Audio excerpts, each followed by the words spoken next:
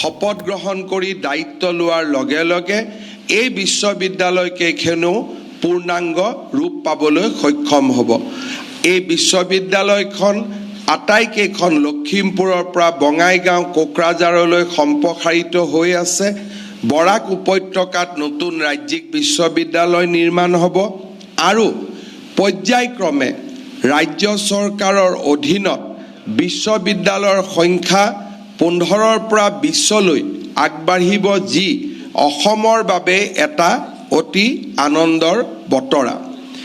আজিৰ দিনটোতে আমি অসম মেডিকেল কলেজতো আন এক গুৰুত্বপূৰ্ণ আঁচনিৰ শুভাৰম্ভ কৰিম।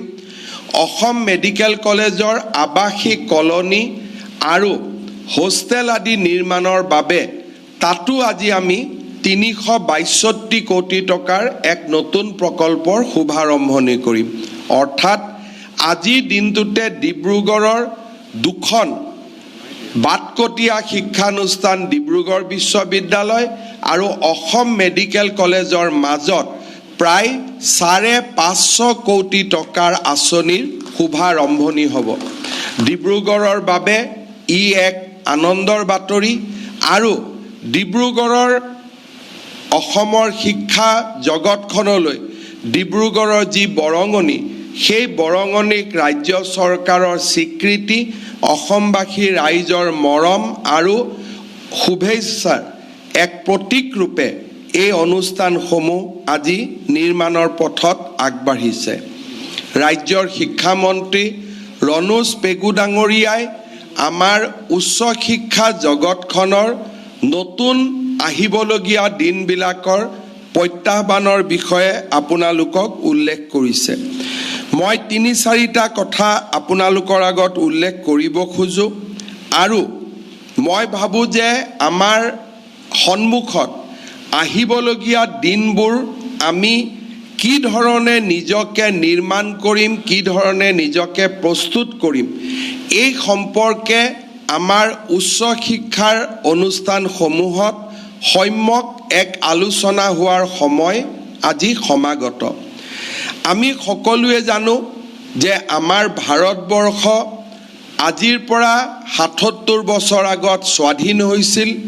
1947 চনৰ পিছত আমাৰ দেশত পৰিৱৰ্তন হৈছিলে আৰু এই পৰিৱৰ্তনে লাহে লাহে সমগ্ৰ বিশ্বৰ ভিতৰতে ভাৰতক এখন বিকাশশীল ৰাজ্যৰ মৰ্যাদা দিবলৈ সক্ষম হৈছে।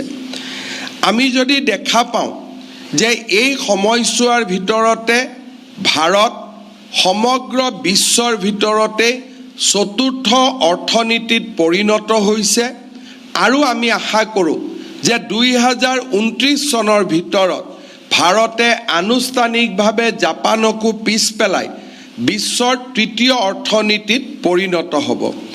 ভাৰতবৰ্ষৰ এই বিকাশৰ লগত সমান্তৰালভাৱে প্ৰধানমন্ত্ৰী নৰেন্দ্ৰ মোদী ডাঙৰীয়াই সপোন দেখিছে যে আমাৰ যি অৰ্থনৈতিক বিকাশ বা আমাৰ যি অৰ্থনৈতিক গতি, তাক যদি আমি মোমেণ্টাম বা তাৰ যদি আমি গতি ধৰি ৰাখিব পাৰোঁ, 2047 চনত ভাৰত এখন বিকশিত ৰাষ্ট্ৰলৈ ৰূপান্তৰ হ'ব। আৰু তাৰ কাৰণে প্ৰধানমন্ত্ৰী মোদী ডাঙৰীয়াই কৈছে যে 2047 চনলৈ আমাৰ যি যাত্ৰা, সেয়া অমৃতকালৰ যাত্ৰা আৰু আমি নিজকে অমৃতকালৰ বাবে প্ৰস্তুত কৰিব লাগিব। যেতিয়া আমি এই কথাষাৰ লিটাৰেৰী চেন্সত ল'ম যে প্ৰধানমন্ত্ৰী ডাঙৰীয়াই কৈছে 2047 চনত ভাৰত বিকশিত ৰাজ্য হ'ব, ই অমৃতকালৰ যাত্ৰা, ইয়াক আমি লিটাৰেৰী এটা ইনফৰমেশ্যন হিচাপে লোৱা এটা কথা। আৰু আনটো কথা যে যদি 2047 চনলৈ ভাৰত অমৃতকালত প্ৰৱেশ কৰে, এই সময়ছোৱাত আমাৰ দায়িত্ব কি হ'ব, আমাৰ অপৰচুনিটি কি হ'ব, তাক চিন্তা কৰা আন এক কথা।